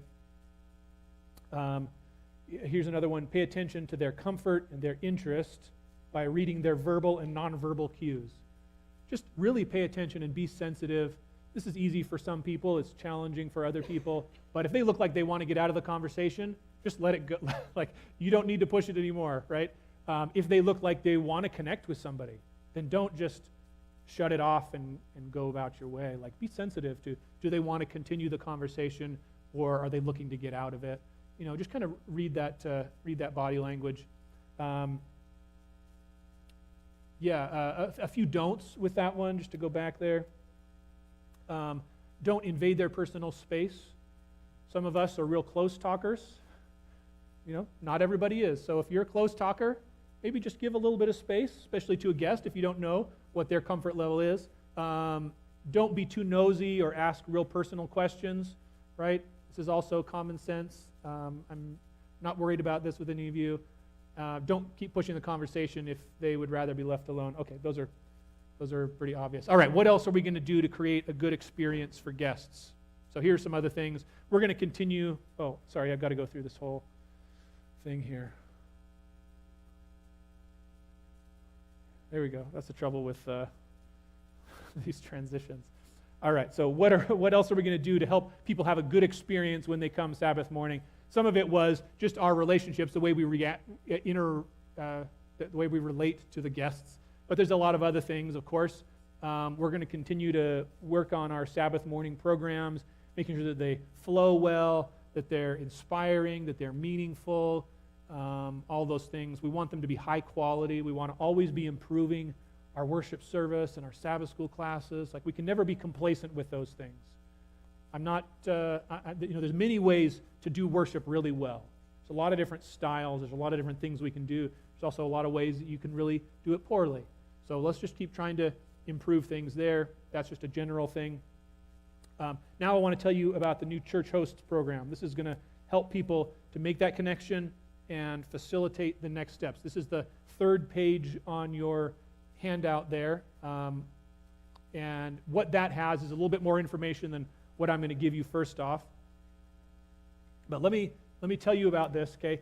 Here's what the hosts are going to do. What I want to do is I want to have a number of people that sign up to be hosts in the church, and they're going to take responsibility for a section of pews, okay? So ideally, they would team up with another person or another family, and they would be in charge of being the hosts for a section of pews. Maybe the first 3 pews, maybe the first 4 pews. We'll see how many people are willing to participate as a host. But you're just going to sit in that same section every week, and you're going to be in charge of greeting and welcoming everybody who comes who sits in your section. Okay, so you're going to sit in the same section every week. You're going to notice who sits there, and you're going to make sure they feel welcome and that you greet them. You're going to introduce yourself. I guess I've got another point here. There's not going to be a schedule for this, so you're not going to be like responsible, I've got to be here this Sabbath or that Sabbath or whatever. It's just whenever you're here, you do this, okay? And whenever you're not here, the other person that you're doing it with, they're going to be on. And if both of you are not there and you happen to know that both of you are going to be gone, then you'll contact the hosts coordinator. And if we can find somebody to fill in, great. If we don't, it's fine. This is just going to be something that we do on top of everything else we do. That doesn't require any prep. You don't have to think about anything beforehand. You just show up when you're at church, you greet people, and you be nice, right? Okay, very easy. No extra work other than this is how we're going to work together to make sure that we've got everything covered. Rather than swarming one person over here and ignoring the person over there, now we'll have every section covered so the guests are greeted and feel welcome. So you're going to welcome everybody who sits in your section. Be ready to answer any questions. Introduce yourself to them.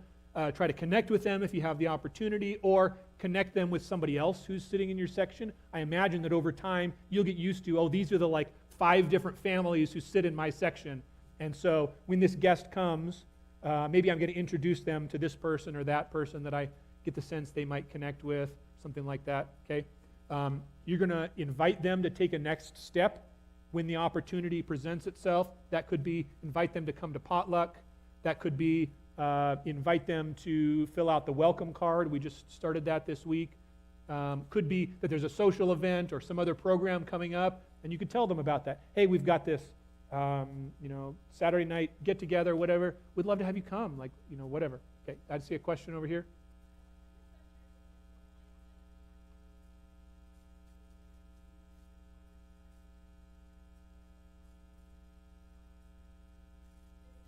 Yeah, the greet your neighbor kind of time. Yeah. I guess we haven't done that here. I've seen that done in other churches for sure. I don't know if we want to consider doing that in the future. There's definitely some pros and cons. As a guest, it feels like, now I've got to go talk to all these people and I don't know them, right? But it is nice because then they get greeted and so forth. Yeah, Claire?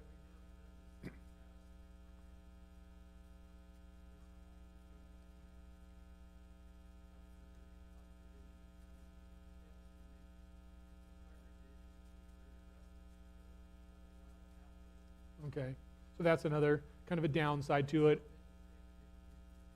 Yeah, it's tough to get the flow going again after that. Yeah, we do have a good 15-minute or 10-minute break, I guess, between Sabbath school and church. That's a good opportunity to do that, and especially if we have hosts there, I think this would kind of cover a lot of that same thing, but maybe that's something we want to be open to thinking about in the future. But okay, so this is what the hosts are going to do. You're just going to sit in your same section. You're going to greet people. You're going to invite them to take a next step. Yeah.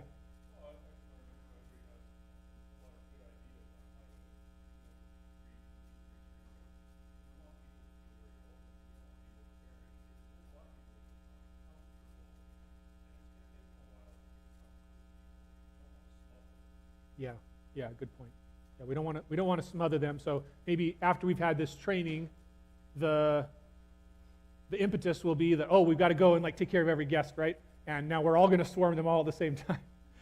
That's not what we want to do. But having hosts who are going to be in charge of a section is, I think, going to help facilitate that. If you're sitting in that section, then you can act as a host whether you're part of the program or not. You can go and greet the people that are in your section and so forth, okay? So that can kind of help us to make sure that we've got everything covered, but we're not swarming and smothering anybody at the same time. If you want to be part of the hosts program, you're going to send me a text message, and then I'm going to know that you want to be part of the program, okay? All right. Another element here is that there's a possibility in the future that I might have a little bit of discussion at the end of a sermon. Like I'll have some discussion questions, some kind of interactive element in the sermon that we would want to get people into groups to do. I would reach out to the hosts if I were going to do that and ask if you would be willing to be the facilitator for your section of pews. So that would be, I would have a question up on the screen, and you would just turn to everybody in your section and say, hey, what's everybody's thought about this question? You would kind of be the facilitator, and that would be it. Usually pretty simple, but that could be another possible thing that we would implement in the future. Yeah.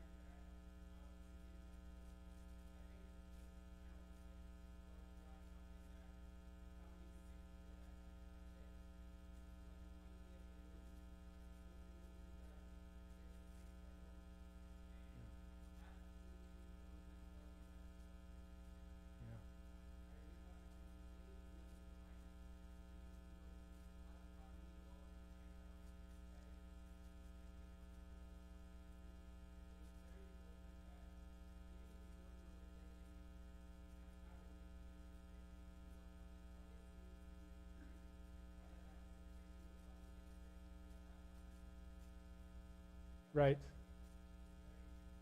So good observation there for those of you who didn't hear, or for those on the recording. He was talking about if you come as a single person and you don't have a family, you're sitting by yourself, that can make you feel very alone and very separate from other people. So when he had someone that invited, or Caleb went and sat with you, right, and that made you feel welcome and part of the group. Great. So that's something maybe for the hosts to be sensitive to there as well. The next one would be that afterward, say you have a guest sit in your section, I would ask you to communicate with the other hosts and the follow-up team about what your interaction with that guest was. So I'm going to be following up with the guests that we had today, anybody especially who filled out one of those welcome cards and gave me their name and phone number. I'm going to send them a text tomorrow or Monday at the latest.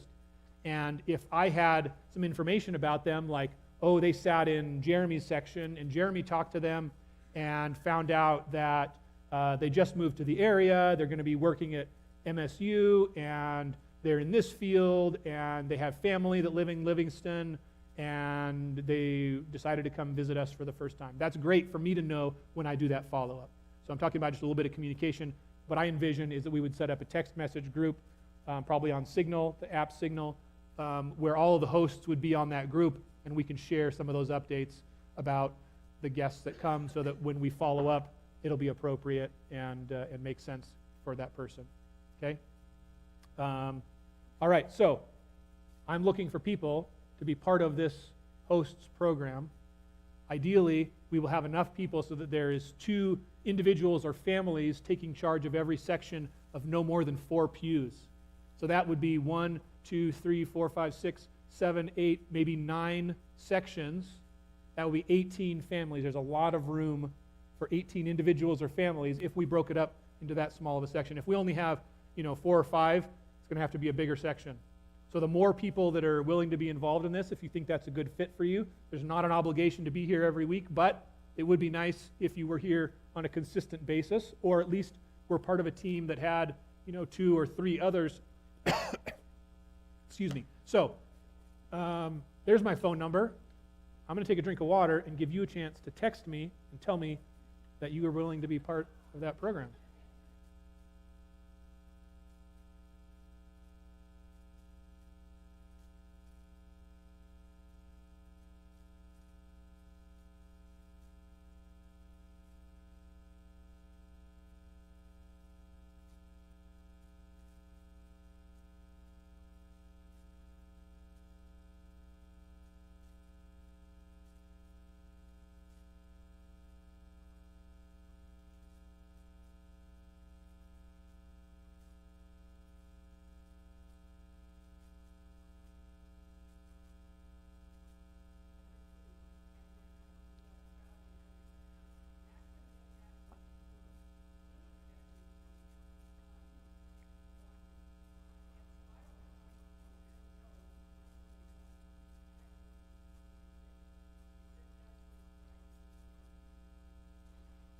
So if one section gets overloaded with a lot of guests, right? That's what the scenario you're describing.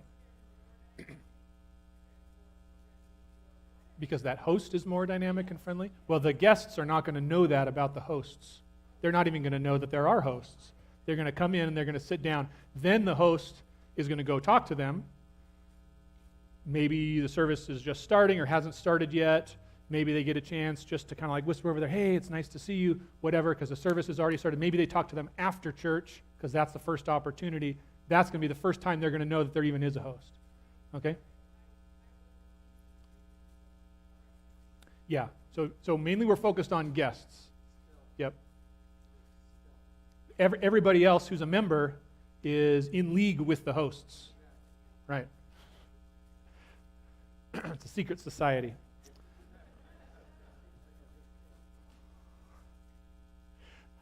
That can be how we find out who the guests are when they come. Do they know the handshake or not? All right, so number C, let's move on. Number C, letter C, it's a letter, is invitation. What are we going to do to help people with those next steps? New guest follow-up program. We've got a coordinator that we're adding here to help us make sure that we follow up well. We're going to collect contact info from people. You've seen this morning the new welcome and connect cards that we created there. I got 3 connect forms turned in. And online, and I got 5 welcome forms just from this Sabbath. I don't know if all of that was the group of colporteurs or not, but we're going to experiment a little bit with this. This is a new program. What do we need to do to get guests to want to give us their phone number and name? We might be thinking about giving some gifts to guests when they come, having a gift to share with them, something like that. I kind of want to keep it from being a transactional thing, like you give us your info, we'll give you a gift, right? That's not the kind of relationship that we're trying to start. I want to start a friendship. I want to show them personally that I'm glad that they came. And so what I'm doing here is I'm thinking about this as a relationship. I'll come to you in just one sec, okay? So the welcome card only asks for a name and a phone number, because all I need to further that relationship is their phone number and their name. I don't need everything else. And when you look at this form that has like 25 different questions to answer, checkbox, and it's got your name and your address and your email and your phone number and your fax number, right? It's a lot, and people tend to not fill them out. We do not get hardly any contact cards filled out from new people. Mostly the only people who fill it out are people who want to request their membership transfer or need to update their address in the database. That's pretty much most of what it is. So I want to make it much easier. And really this is how an actual relationship would start. Like if you went to, let's say, a work conference and you met a new colleague and you really hit it off and you wanted to connect with them. Or if your kids are playing in the city Little League team or whatever, and you connect with a mom or dad there, and you wanted to further the relationship, you'd say, hey, like, let's go get a coffee sometime, or Adventists don't drink coffee, so you would say, let's go get a Postum down at Starbucks, right? And what would you do? Would you ask them, here, I've got this form, please give me your home address and your phone number and your email, and write down a list of all your interests? No, of course not. Like, that's absurd. All you would say was, here's my phone number, send me a text. That's how you do it. That's how we do it these days. So all I need from them is their name and their phone number. That's all I'm going to start with. When I follow up with them, all I'm going to do is I'm going to thank them for coming, and I'm going to see where the conversation leads. My goal with the follow-up is to get them to want to come back to church the next time. I don't need to sign them up for a small group. I don't need to get them to become a member. I don't need to baptize them. I don't need to do anything else. My only goal is to turn a first-time guest into a second-time guest. Okay? We're not trying to push the relationship artificially fast. We're just trying to open the door for that relationship so that if the person is interested, then they're going to continue on the journey with us. They're not going to feel like, oh, this person's pushy. They want all my contact info. People these days, young people especially, will not give out their contact info. Even asking for a name and a phone number is a lot. It's a lot. Like new people coming into church, young people in the 20s or whatever, generally are not going to feel comfortable giving you more than their first name. So we're trying to push it a little bit past that, because I can't follow up with them just from a first name. But they're skeptical. They're skeptical. I'm not going to put them on a mailing list. I'm not going to sell their info. I'm not going to show up at their door unannounced, whatever. They're expecting an invasion of privacy. That's what people expect these days. So I want to show I'm just a sincere, honest person. I care about you. I'm not going to be pushy. So that's kind of what the follow-up looks like at this point. It just starts with a conversation, the text message, and the goal is to invite them back later or at some point when it's appropriate. I'm going to see if I can add them to the mailing list so that they get announcements about other things that are going on. I may invite them to a seminar or a small group or a Bible study, but only when that seems appropriate, when they've showed me that they're open, that they want that relationship to go to that level. So when they've started coming to church 3 or 4 or 5 times, I know now they're starting to make those connections. They're willing to take that next step, and I can extend the invitation. If I text them and they say, oh yeah, we loved it, we're definitely coming back, like we just moved here, this is going to be our church home, right? Then I would say, do you want me to add you to our mailing list so you get the bulletin announcements? Okay, but not before then. Make sense? Okay, you had a comment or question?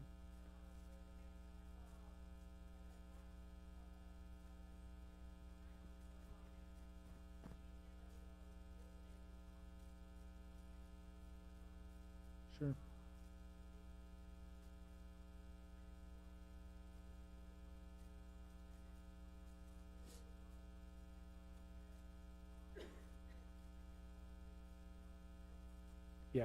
Yeah, and I think there's right.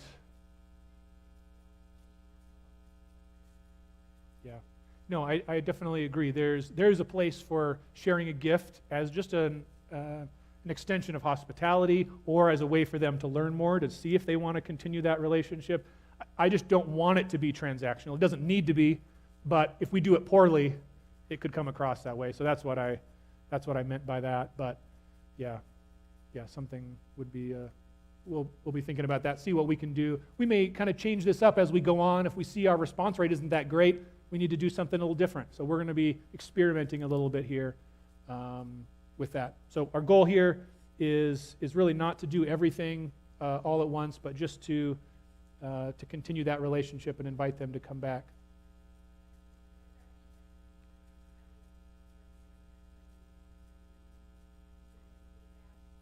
Just about, like, some of these things. I don't know. It wouldn't necessarily involve the whole church, so I'm not sure that I would expect to necessarily give feedback about that. If you asked, I'd be happy to tell you how it's going. I would just be looking at, what's our response rate? Okay, I've got hosts in all these sections. 3 of them told me that there was a guest in their section, but I didn't get any welcome forms filled out. Okay, that tells me it didn't work for those. Like maybe turns out that the response rate is 50% of the guests I know of who've come. Is that good enough? Could I improve that? I'll be thinking about, what could we do differently, right? So there'll just be a little bit of experimentation, a little bit of trial and error. Wouldn't be a long timeline, I wouldn't think, but depending on how much time we have to work on it. So, yeah.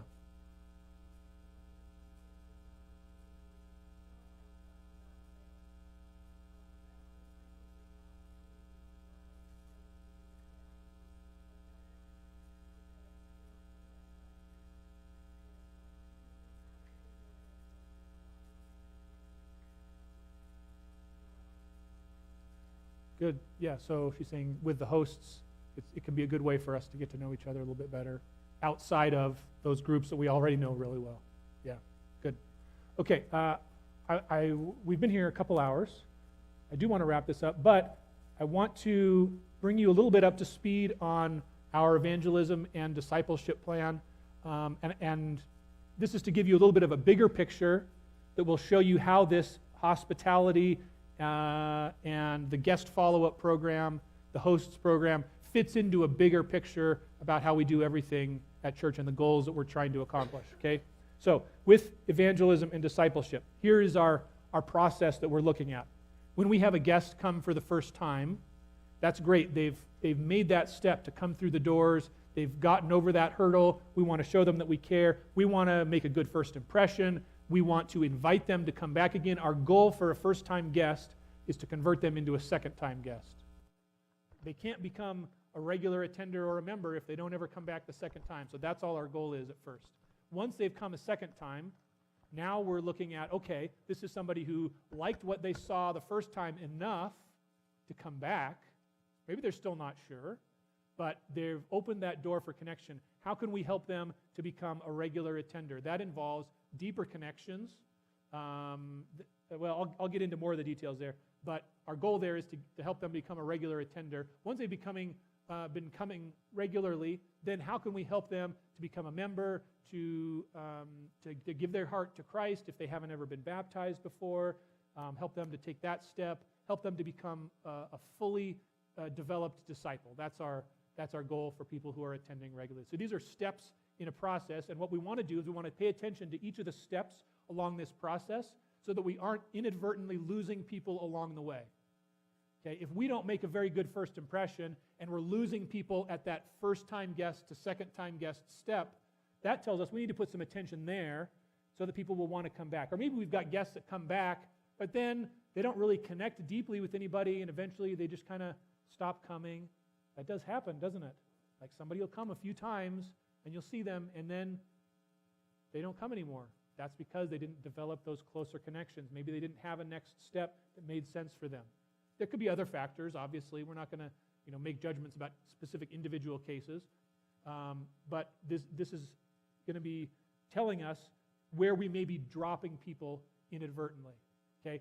If we've got regular attenders who just continue to come regularly and they never grow in their relationship, they never grow in discipleship, but they just keep coming, maybe we're not doing a good job of inviting people to take that step in deciding to be baptized or give their heart to Christ or join our mission as a Seventh-day Adventist church.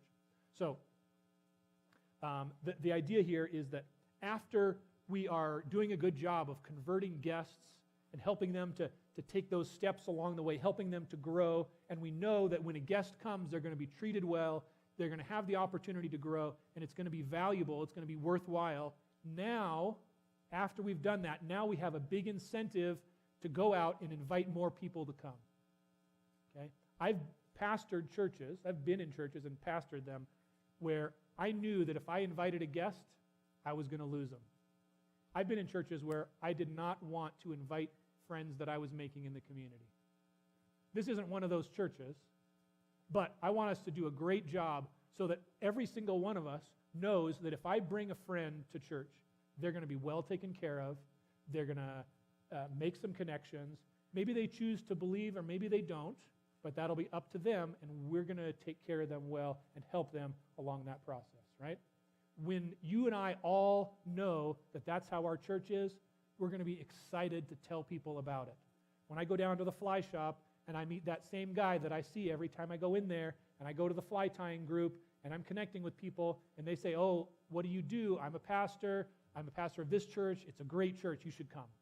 I'm going to want to tell people that. I'm not going to be like, oh, I'm a pastor.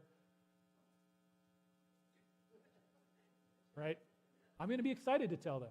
You're going to be excited to tell the people that you know that show some spiritual interest because you know they're going to be taken care of here. So that's our goal. First of all, is to make sure that we all are comfortable bringing people here. Then we've got a lot of incentive to go out and find those new people.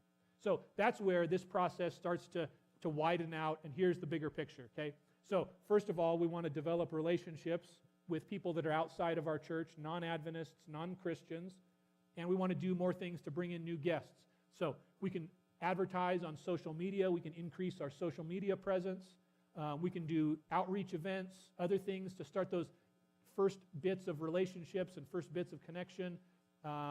We can encourage members and teach our members here, all of you, how to invite someone to church for the first time, what to say, those kind of things, encourage you, remind you about the importance. We can work on our website, make sure that our Google search results are all working properly, make ourselves as connectable as possible, okay? So that will be something that we'll continue to work on. For our first-time guests, it's most of what we've been talking about this morning. That's our first impressions, the experience they have and the connections, the way that we follow up with them to invite them to come back again. Once we have second-time guests, now we're talking about deepening those connections. We're going to talk about inviting them to a Bible study group. By the way, I was going to say this later, but I'll just say it now. I'm looking to start like a new believers Bible study, a basics Bible study. I told you that Dan Chavis at the Volunteer Park Church led that Bible study every week that I went to. That's really where I did a lot of spiritual growth. I want to start a Bible study class like that as well. I can't probably teach that every single week. So I'm looking for somebody else who would like to be a teacher in a class like that, probably like Tuesday or Wednesday evening, something like that. If that sounds like something that maybe God has already been tugging on your heart a little bit about, why don't you let me know, and maybe we'll work together and get a few of us to lead that together. So that's just something that we'll work on there. So that's the second-time guests. How do we help them to become regular attenders? It's those deepening relationships and connections and a sense that there's some spiritual growth for them to take place, to happen. Once we have regular attenders, now we're looking at just bringing them into this ongoing cycle of discipleship. That's what this circle is here on the screen. They can enter at any point. It's not linear in that fashion, but it's all part of discipleship. That's where you're involved in service, right? You are growing spiritually. Members who have been members here forever should continue to be growing spiritually, right? That's not just one step that once you graduate, now you don't need to do it anymore, right? That's ongoing.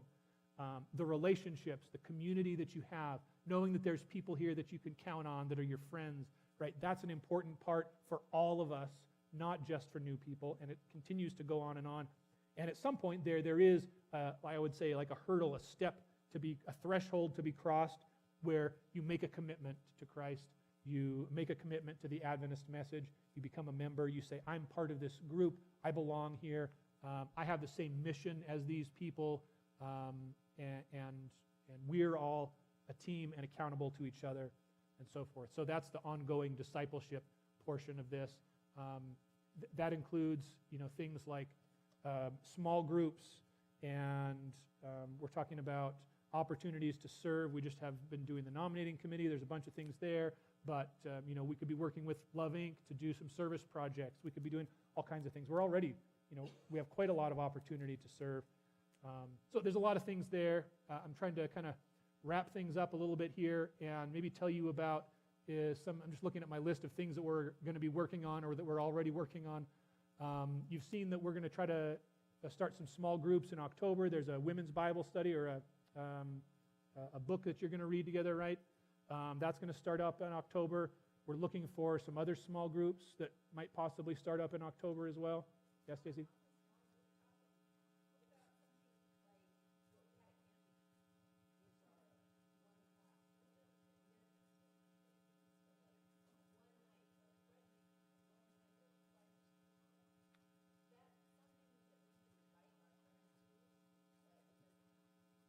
Okay. So some like low entry events, a class, right?